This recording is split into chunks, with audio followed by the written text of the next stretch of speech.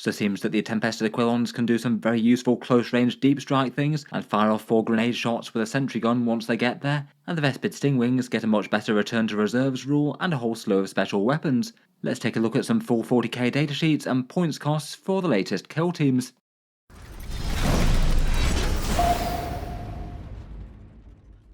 Hello and welcome back to Auspex Tactics, where today we're taking a look at some Guard and Tau datasheets, with 2 new datasheets, both of which do look kind of fun for their own factions. It hasn't been too long since the new season of Kill Team and its Kill Team Hivestorm box set went up for pre-order.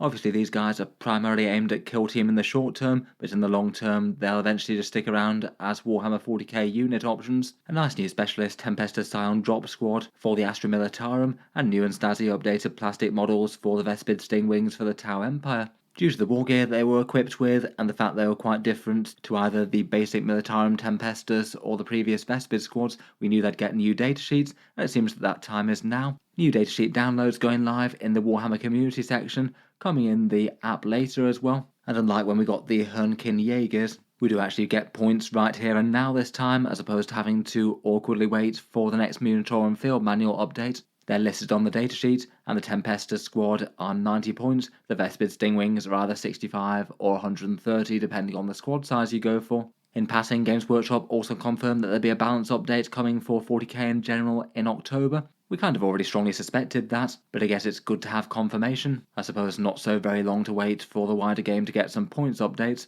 I kind of suspect that it might be in a couple of weeks' time, though I might cover that in another video. In any case, these are the miniatures they released for the new kill team. For the Astra Militarum, we've got Tempestus Aquilons with carbine weapons and grav shoots, plus a fun little sentry turret, generally quite well received models, and starring in that pretty awesome animated trailer as well. And then for Tau auxiliaries, we've got the Vespid Stingwings, a lot more dynamic and interesting and realised in plastic as opposed to the slightly more opposed resin kit that was showing its age in my opinion, so nice to have an update for them. There's basically 10 models and a little assistant one, the Vespid get an oversight drone and the Aquilons get their sentry turret. Currently they're not available individually yet. Kill Team often seems to have a lag of somewhere between 1 and 3 months or so until models become available on their own. At the moment the place to get them is Kill Team Hivestorm, either available from Games Workshop or a bunch of discount retailers. As my channel affiliate ones, it can be found at 15% off in the USA via Wargame Portal down in the video description. They sold out of them quite quickly but then got a second wave, and a fair few UK places seem to be out of it at discount, though Element Games still has it at 15% off at £123. Both links down in the video description if you did want to pick it up and support the channel a bit when doing so. It comes with a bunch of terrain and stuff as well. Otherwise, in the short term, if you just wanted one of the units, it might be looking second hand. The prices can get really quite high when people break down the box set like that. Or just wait a few months and Games Workshop will have them coming out individually, though the Kill Team prices were a little bit higher than many might have liked them when they've re-released them for this edition. Miniatures and releases aside, of course, though, let's get into the juicy rules, and this one's the datasheet for the Tempestus Aquilons. It's 90 points for 10 models here. It looks like the sentry gun doesn't count as its own miniature, but does have some cool rules. Like the Kazakin that came in the kill team, these do have to be taken in a unit of 10. There's no option to field just 5 of them. If you want 5-man squads just for small unit utility, I guess that's going to be the Scions. But interestingly enough, despite being a bigger investment at the 90 points and 10-man versus the 50-point cheap units of Scions, they do have one of those very good drop-close deep strike rules, which still means even if you're paying a big 90 points for the utility, it's going to be well worth it. I did notice their movement was just 6 inches as well, and they don't get fly. Given the appearance of them, a lot of people were wondering whether or not they would have sort of jetpack style movement, though it seemed kind of unlikely given that they were always referred to as grav shoots. It's not like you see them move around like jetpack style in the animated trailer or anything much. So basically the fancy grav shoots are just really to represent their deep strike mechanic. I kind of wonder that now the modelling things are different, whether or not this will be the way that we deep strike Scions when the Codex comes around, and the regular Scions will be shifted to an on-the-board role as they aren't modelled with actual grav shoots like these. Otherwise, the base stat line is pretty much as expected. Toughness 3, a 4+ save, and OC 1. Keywords wise, they've got Regiment for a bunch of synergies there, plus the lethal hits against anything that isn't a monster or vehicle, as with other regiment style units. They've got grenades, which they will be able to throw after they've dropped in, seeing as they can drop close, and the smoke keyword, interestingly enough. So you could make them -1 to hit and give them cover if it made sense to as a defensive stratagem. As mentioned, by far the most notable rule is their 3-inch deep strike one. This one's a really big deal on any unit that can access it, and seems to be getting handed out quite a lot to various different 40k codexes. It essentially means that these are pretty much the Inceptors for the Imperial Guard now, and you get them for 90 points rather than having to pay a big 130 for the Inceptors for the Space Marines. As a result, I can really see these guys appearing in a lot of army lists going forward, or at least until the Codex, whenever that drops, if they do get any sort of rules reinterpretation. The 3-inch deep strike means they can get at least a little bit of damage output against things that normally should be kind of safe, basically guaranteeing that you can get certain secondaries, perhaps even more importantly, say dropping in for behind enemy lines, where they're going to be very hard to screen out to 3 inches, or perhaps occasionally being able to actually just jump in and flat out steal an objective from the opponent. If they say only got one model on it and it's not very central, you wouldn't screen out an objective marker to 3 inches. Obviously they do a little bit of damage too, though I feel like it's not the primary draw to the unit when they've got that rule going on. I feel like 90 points for a 3-inch deep strike unit of virtually any type is going to be at least kind of interesting. At least one that's got quite a lot of bodies and wounds, as these guys have. For ranged weapons though, they've certainly got a whole bunch of interesting stuff. They get a whole ton of carbine style weapons. They were called as such when they came out for Kill Team, and the profiles I'm not really too surprised to see. The Hotshot Las Carbine, instead of getting 1 shot to 24 inches and 2 shots to 12, this one instead just always gets 2 shots to 18 inches, so not quite as good a max range, but a better threat range in the medium sort of range, and they also pick up the assault keyword as well. I guess that's not unhelpful, but feels like their movement characteristics aren't going to be quite as big a deal, not versus the whole dropping in thing. The same is true of a couple of their special weapons. They get the option of one either Melter Carbine or Plasma Carbine, a weapon name that I don't think we've seen before.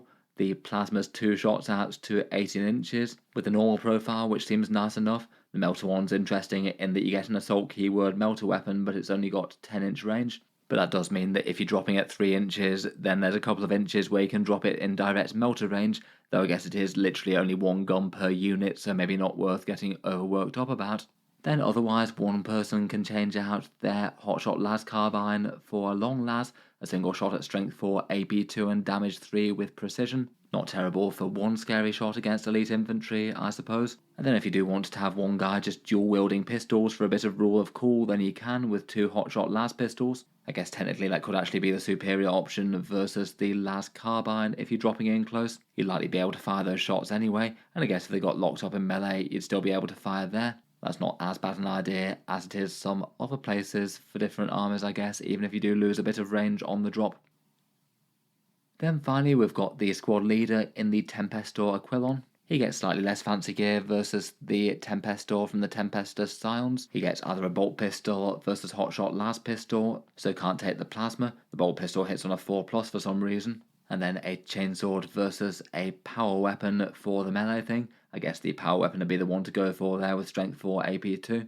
But more importantly, he's the guy who bears the servo sentry. Basically their little sentry gun essentially counts as being operated entirely by the squad sergeant, so you get to shoot with the profile all the time until the actual sergeant is killed. The servo sentry gets the option of either a hotshot volley gun, grenade launcher, or a flamer, and you kind of get more or less double the profile strapped together. The volley gun's quite good with a big 8 shots out to half range, or at strength 4 AP1 damage 1.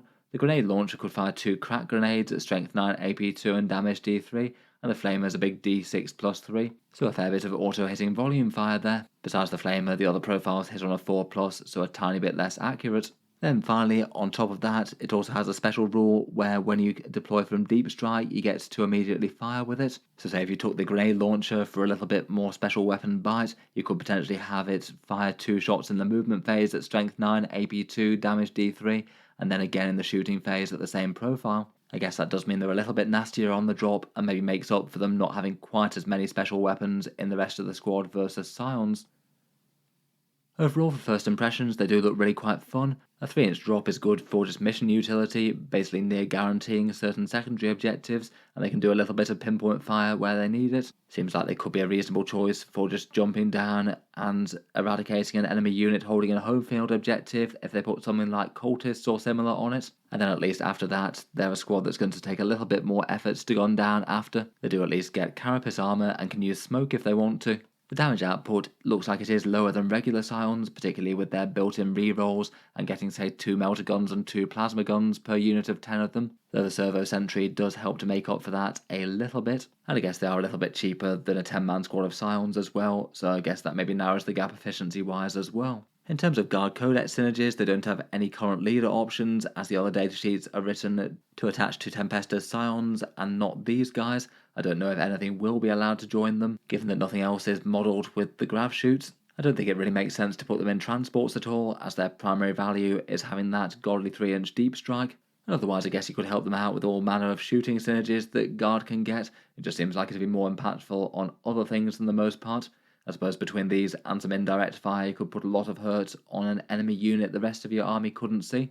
I suppose for the guard unique stratagems, potentially you could use reinforcements, so you could have a squad of these drop in 3 inches, do something useful, immediately get wiped out, and then use reinforcements to do it all again next turn. Or perhaps you could have some shenanigans happen with rapid ingress, maybe dropping them in to block a key charge from a melee unit that couldn't shoot them to death.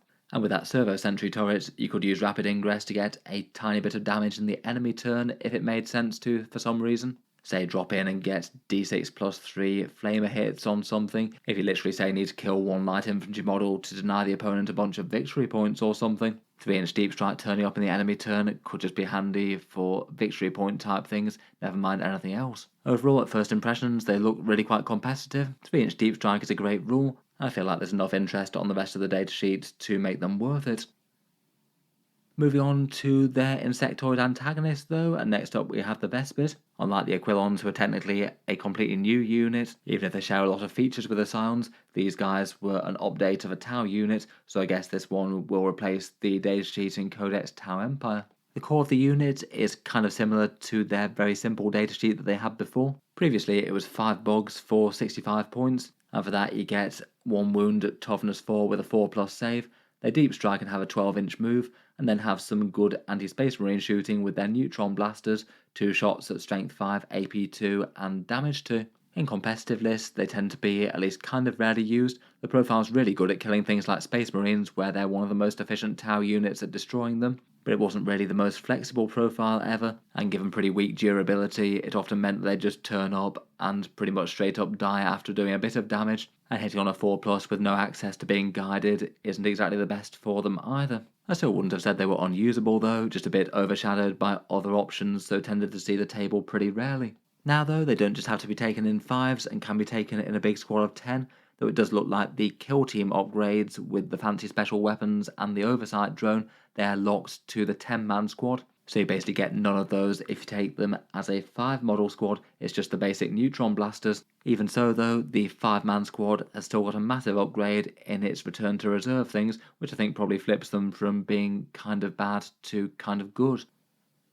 The buff to airborne agility was really quite an important one. This was essentially a return to reserve rule which previously triggered at the end of your movement phase, and that meant it was just far less useful than basically every other army's version of that same rule, as it meant that when they went back into reserve they had to spend an entire turn off the board doing nothing, so it was basically very rarely worth it. Now though it's been altered, so it's the similar sort of wording that you see just about everywhere else. He gets to return to strategic reserve at the end of the opponent's turn, provided they're not in engagement range. They get to go back up into the sky essentially, and then they'll be able to arrive by deep strike reserve in your next turn. It's so much better as you can basically look at where they are and where the enemy is at the end of the opponent's turn, decide whether or not it makes sense to take them off the board, whether or not their position at the moment is good enough to threaten enemy units or get where they need to if objectives come up, or just remove them and have the option to deep strike somewhere so they can jump around doing actions or utility things. I guess their game plan would usually be to bounce themselves on and off the board ready to do actions, and maybe aim to do some damage later game, or if they had an absolutely ideal target like some standard size space marines where their damage output is just going to be excessively good. In any case, I feel like we'll see a fair few more of them in Tau Empire army lists now they've fixed that rule, which I feel like it should have been this way to start with really. Otherwise though, if you upgrade up to the 10 strong squad, and if you do, as well as getting more models, you get 3 special weapons, 1 grenade launcher, 1 neutron rail rifle and 1 Tau flamer, plus the strain leader gets equipped with an oversight drone. For the weapon profiles, the Tau flamer is the standard one. Doesn't really feel like it's a particular upgrade on the neutron blaster there to me. Would you rather have around about 3 or 4 strength 4 AP0 hits or 1 strength 5 AP2 damage 2-1? The neutron grenade launcher is a bit more exciting. That's d6 shots at strength 4 AP1 damage 2. So you lose a little bit of strength and AP but gain more shots and the blast keyword. It's also anti-infantry as well, so it'll still wound things like Terminators on a 3+. I feel like that's probably suitably good enough to be worth having, even if it does have some downsides. And then there's the neutron rail rifle. That's just one big shot at strength 10 AP4 and damage 3 with devastating wounds. That one certainly feels like the pick of the bunch, able to do a little bit of scary damage to one enemy unit presuming it hits. Then the oversight drone can give the entire squad a buff once per game. Basically you trigger it once per battle and then you get to ignore cover for the rest of the phase. Could be nice for the turn when they're actually turning up to strike against some Space Marines in cover or similar.